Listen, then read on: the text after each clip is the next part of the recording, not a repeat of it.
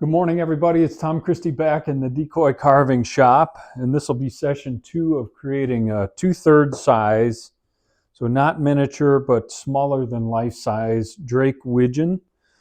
And I'm making this in kind of a calling position. So we've done a hardwood insert in the first session. We got the bird cut out. In today's session, we'll focus on shaping up the head, see how far we get, but looking forward to it. If you're getting value out of my channel, please hit the subscribe button. That does help me out. It's free. I'll keep it that way. Just building this channel to hopefully encourage others to try wood carving, specifically waterfowl, decoys, or wildfowl of any type. My specialty is more in waterfowl, but I also have done some forays into songbird carving, really starting to enjoy that. So you may see more of that on my channel going forward, along with the waterfowl. We'll see where it goes. Anyway, thanks for coming back. Let's take a look at this Calling Drake Wigeon's head. Just doing the typical layout work. My top-down pattern. I've got the top-down profile of the bill on there. And then pretty much the same process. I'm getting a dimension with my dividers from the cheek to the tip of the bill and transferring that to the wood on both sides. It's a little trickier. This holly is very hard as opposed to the Tupelo.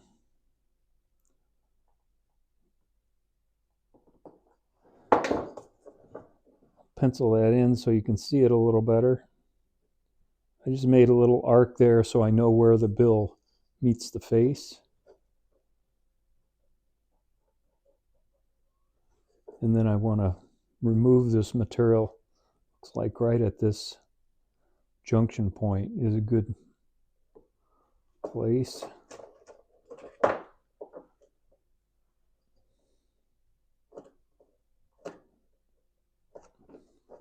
So get that marked on both sides.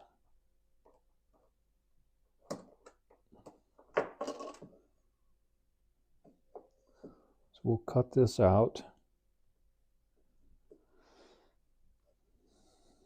And I'll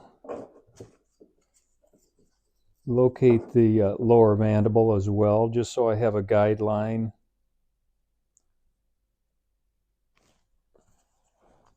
Down here as I'm coping out the shape of the bill. And this lower mandible will actually be a little more narrow than the upper, but right now I'm just putting the upper mandible profile on here, so that gives me a guideline to start with.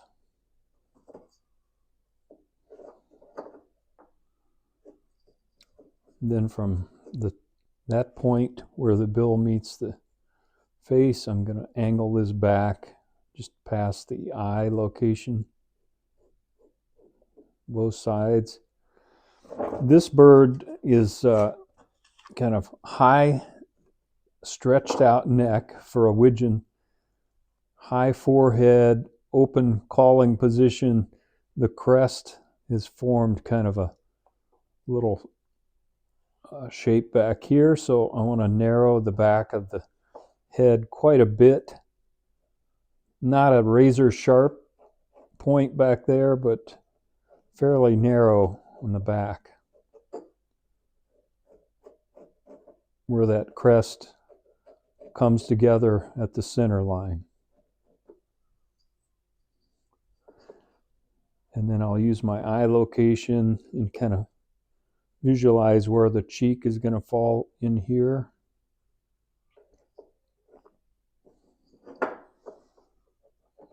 Just as a guideline.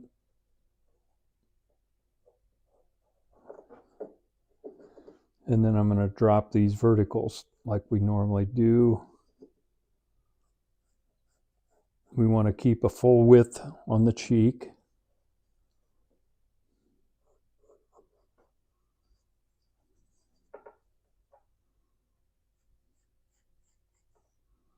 back to about here, and that lines up pretty well with my lines up here.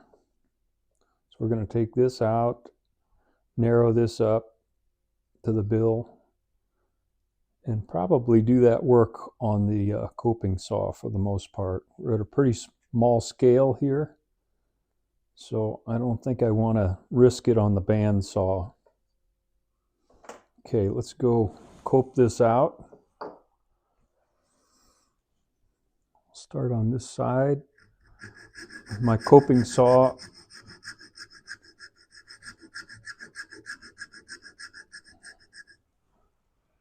I'm taking a look at where I want to line up with the lower mandible there from my pattern.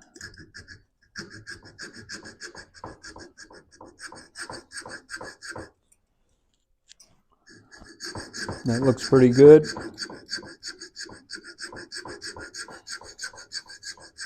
This holly is very hard wood, very strong. So it's going to do a nice job of keeping strength in this bill. This is not a working decoy, obviously, but still, if it takes a little knock here and there, especially that lower mandible, it's pretty thin, so I'm glad to have this holly in place.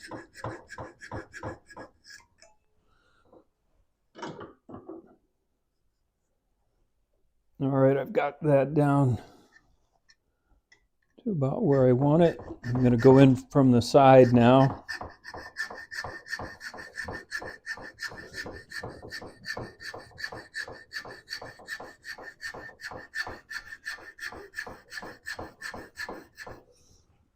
Make sure I don't dig into the side of the bill.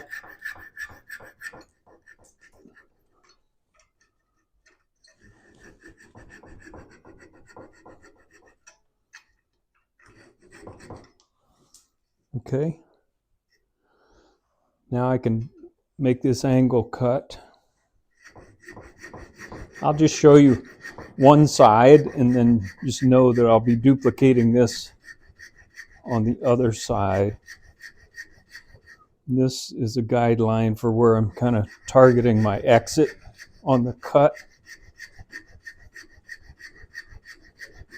I'm still in the holly at this point, so it's slow going.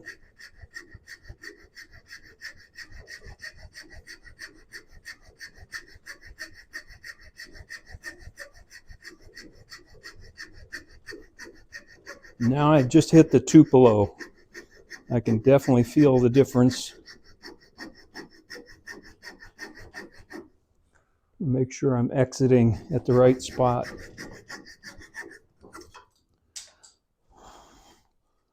All right, I'll do this side in the same fashion and then we'll flip it around.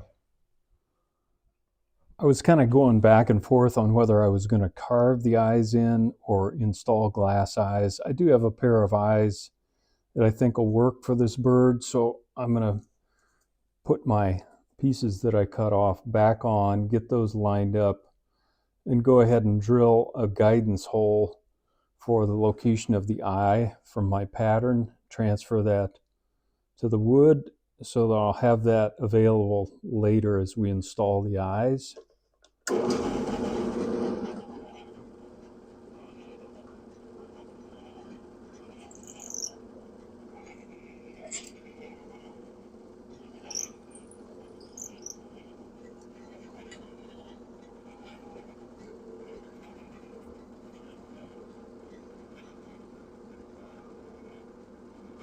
Ideally, you would do this before you make these cuts, but sometimes I screw up.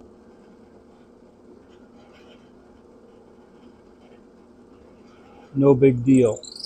Okay, so I've got my guidance holes now. Now I'll just use my coping saw to cut off these back pieces.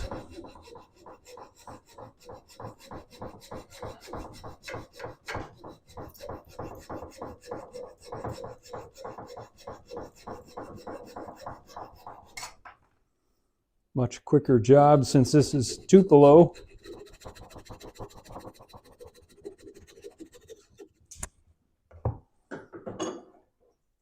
All right. All right, back to some layout work. I've been using my dividers on the upper mandible, get the shapes set, also the notch. I want to do the same on the lower mandible. See how far back that comes into the face. Quite a ways back here. Give myself a little mark on each side. And I did that holly insert lined up with the lower mandible just for this purpose, to make this a little cleaner.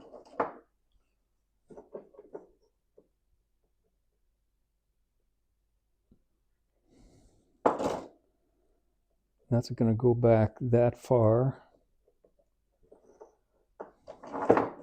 And then there is a kind of a connecting membrane here that I want to carve in between the upper and lower mandible. So we'll keep that in mind. That's going to be somewhere in here connecting the two. But first I've got to thin things up a little bit. Take some of this wood out and get these shapes established. Get this set as well. All right. And this underneath, will go into a V shape to the center line, matching up with this back here. So we'll take this wood out on both sides, back to this point. All right. Okay, I'm going to run this at 2 times speed just so we get through it a little quicker. And this is a little 1/8 inch ruby bit with grit on the end of it, 1/8 inch diameter, so a little cylinder. And I'm using it to define the notch area here and lower the sides of the bill. And grinding in this holly takes more time, and so I'm just going at it slow. Now I'm moving down the side of the cheek there to define the shape of that as it meets the face. And then we're going around the corner here. I'm going to put a little connecting membrane, carve in between the upper and lower mandible, the way I see it in the reference photos. But right now I'm just kind of getting the shape of the bill established as it meets the face with this little ruby bit. And it's not moving wood very quickly. That's okay. I'm going to shift to a burr in a minute, and that'll do a quicker job with this very hard holly wood.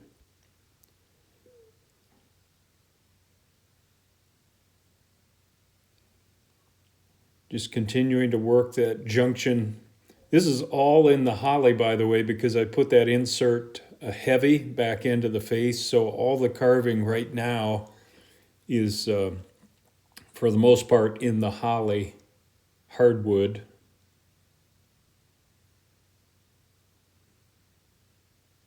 And then I'm carving in that notch down below where the chin is, and that lower mandible, the way it comes back into the face here.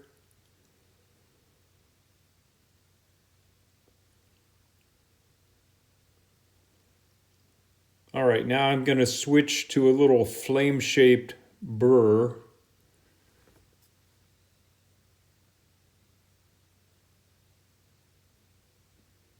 If you notice, I used another bit to remove that bit because it's very hot at this point.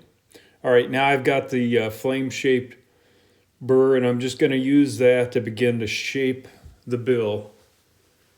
And I have this at normal speed because anytime I use a burr, I like to just take it slow and not give you the impression that you can rush using a burr.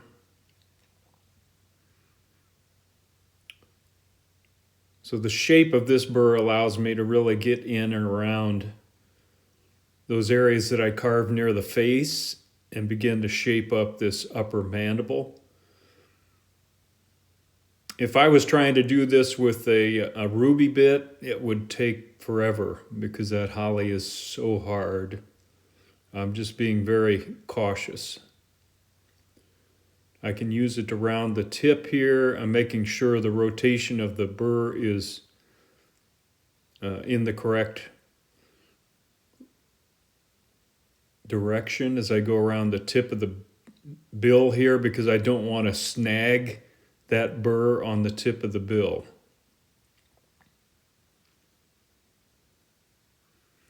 Now I can work to narrow this lower mandible and angle it. And again, the tip of this flame-shaped burr lets me get in and begin to round that area because I want to carve in the tongue on this bird as well. You can see I've penciled in some guidelines for myself on narrowing the lower mandible so that I kind of keep symmetry. And let me reposition that so you can see. I'm just going in the other side, carving in the tongue. At least a rounded shape at this point. I'm not trying to put any detail in there. And kind of take the hard edges off the edge of the mandible here. I do have to be very careful here as I'm inside this bill that I don't snag the upper mandible with this burr. So you just have to use your judgment to carve safely.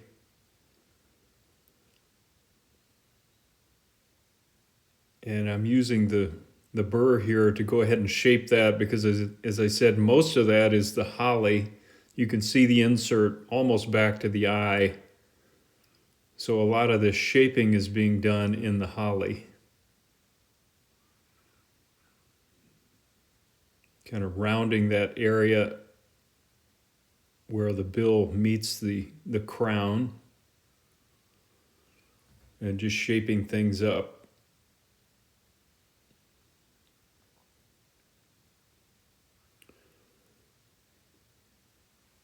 I'm showing more of this carving because I think this difference between the holly and the tupelo, which is very soft, presents some unique challenges, and we want to try to make that, hide that joint as much as we can.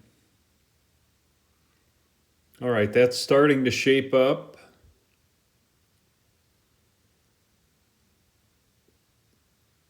I'm going to stop there and do some layout work. Pencil in what I've done so far to make it a lot more visible, and I can take a look at symmetry and see if I need to do any cleanup work from side to side. It's very easy to get off and make one side completely different from the other, so I'm always looking at that from the front, from top down, from a side view. Now I'm going to pencil in the cheeks here through the eye groove. And I'll be able to narrow that neck so we cast a little shadow under the cheek. I've penciled in the crown now, and I can remove material here. This again is at normal speed, and I'm going with the 3/4 inch round nose saber-tooth burr here. You can see there's not much to hold on to with a small head like this, so I'm being very careful. You may want to add a handle on the bottom of the head to move your hand away from the burr. It's not a bad idea. Now I'm pulling against the grain here, so I'm going to go very gently. I don't want the burr to jump, especially in close quarters like this. So just taking a little bit of wood at a time, repositioning my hands continually to keep them out of the way of the burr. So I'm narrowing that upper section until I meet those guidelines that I've penciled in above. And the back of the head begins to narrow up here. As I mentioned before, not a razor sharp crest in back, but a little bit of a narrowed formation back there. And I've penciled in the neck down below, so I'm working to that to take out this material under the cheek. That'll give us a little bit of shadow in that hourglass shape from the front of the bird. And I can use the tip of this burr in this head up position to get the neck carved here. And now I can take the cheek and round it from the eye groove down, and I'm going right over that junction between the holly and the tupelo. And so far, I'm pretty pleased with the way that's looking. I don't think I'm going to need to do a lot of fill work on that, but when we install the eyes on this bird, I can pull a little bit of the epoxy sculpt over that joint and make sure we hide any indications that there's a separation there. Getting the neck rounded there underneath.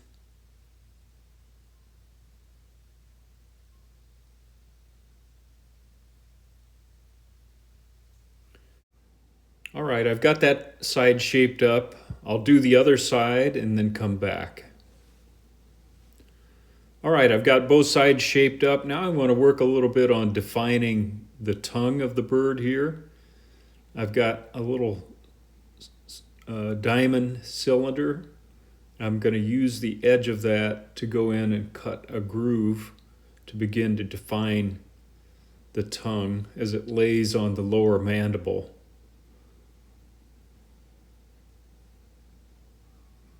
So I'm just going around the perimeter of the tongue and then angling from that line down. The lower mandible will have a little bit of an angle down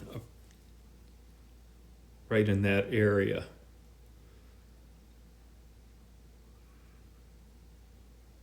So the lower mandible is a little wider as it meets the upper mandible there in the corner, and then the tongue kind of overlaps and is shorter than the lower mandible. Just a little anatomical detail. I've got some study bills that help me take a look at that and get this in reasonable shape. So you can see a little bit of a shadow there. Now the tongue is beginning to be defined. Now I'm going to use my 1/2 inch sanding drum and just go over what I've carved so far. This is 150 grit, and I'll use this to round edges, take out burr marks, smooth everything out, and also do a little bit more sculpting of the wood with this sanding drum. And this 1/2 inch size, I really like that size. I can get into most areas with the edge of the drum, like right here, and clean things up.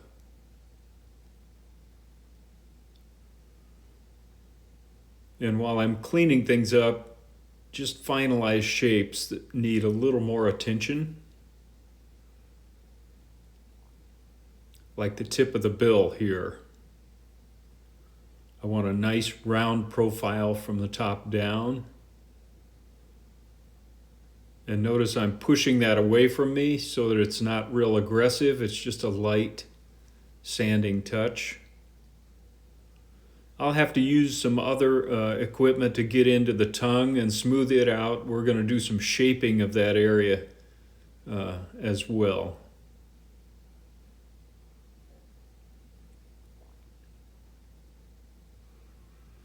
And like I said, I'm pretty happy with this joint between the two woods.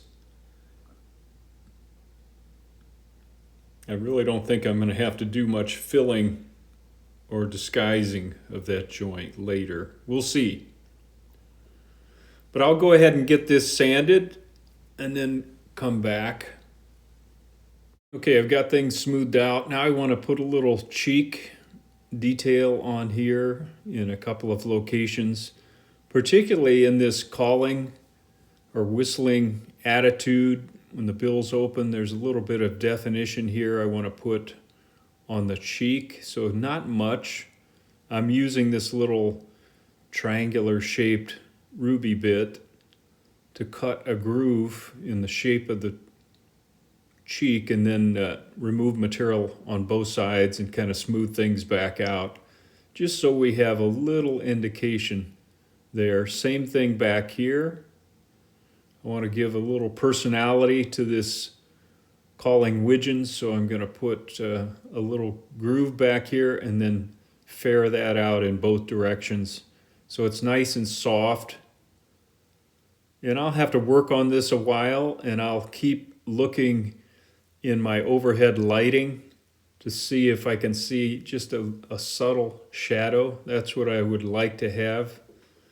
And I've got some work to do to smooth those out, but you can begin to see that, I think, in that shot.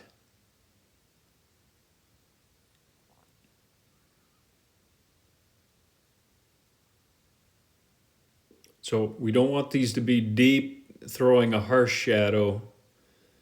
We're trying to convey softness in all of our carving, or I am anyway, like the live birds. So I want these to be very subtle. Working on that other side. And I'll go ahead and show this. It's a little bit of a repeat, but it's kind of a subtle process. You can just begin to see shadow there.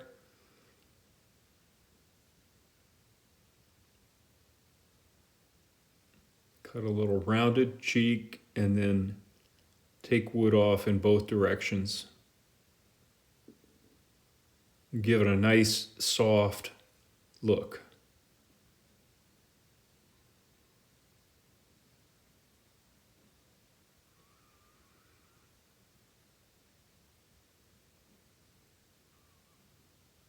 And then I'm ferring that back into the carving that I've already done.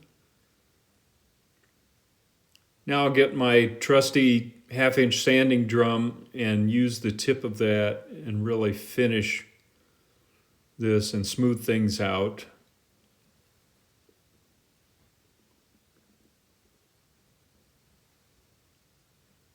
And just a light touch, take out the any grinding marks and really make this look as soft as I can make it.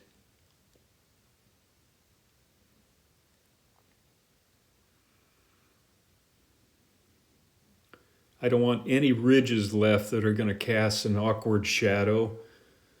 It just looks so unnatural so quickly on a carved bird. If you leave a straight line or a harsh shadow of any kind.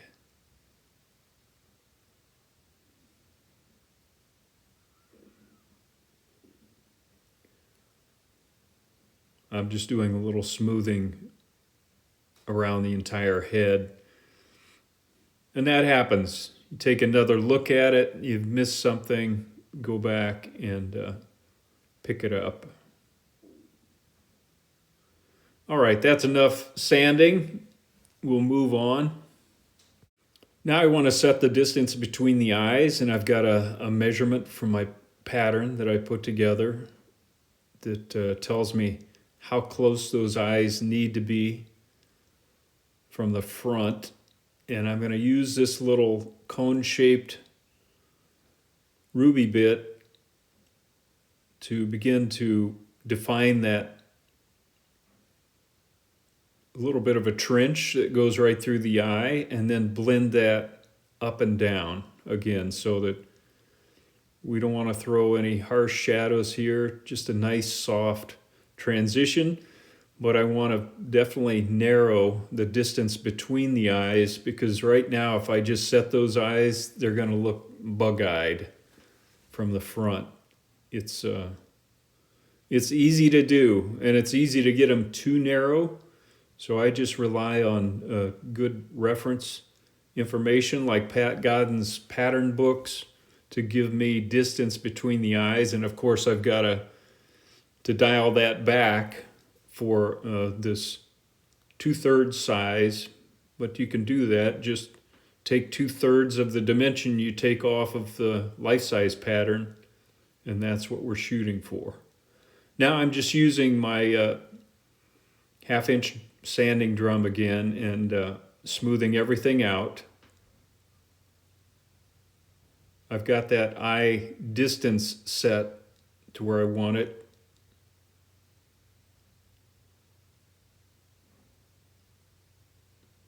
And I like to get this distance set between the eyes before I round the crown, just so I'm sure I've got good symmetry and I've got a correct distance between them. And now I can go ahead and round the crown. I'm right where I want to be there. So we'll take care of the crown next. I'm going to switch to my 3/4 inch round nose saber tooth burr. This is a fine tooth burr. I use this a lot in my carving, and I'm going to maintain my center line so that I don't affect the nice side profile pattern that I've established by taking off too much wood. And that's kind of the last thing I do when I've shaped the bird, I've sanded everything. I'll sand the pencil line, center line off just to finish it, because there's some bandsaw marks on that center line that need to be taken care of. But not until I get things shaped up. And I'm just cautious that I don't take off too much wood. Now I'm rounding the back of the head here into that nice narrowed back of the head crest. In this high head position, with everything stretched out, that crest gets pretty narrow back there. It's not a huge crest like a wood duck, but it's some loose feathers back there that form a nice back of the head. All right, I've got that shaped up with a burr, and now I'm just going to sand that with my drum and get everything nice and smooth and round. The head of a widgeon, a calling widgeon like this from the front, from reference photos, it's pretty round from the front. So you can see I'm starting to take that center line off a little bit just to get rid of the bandsaw marks on the center line.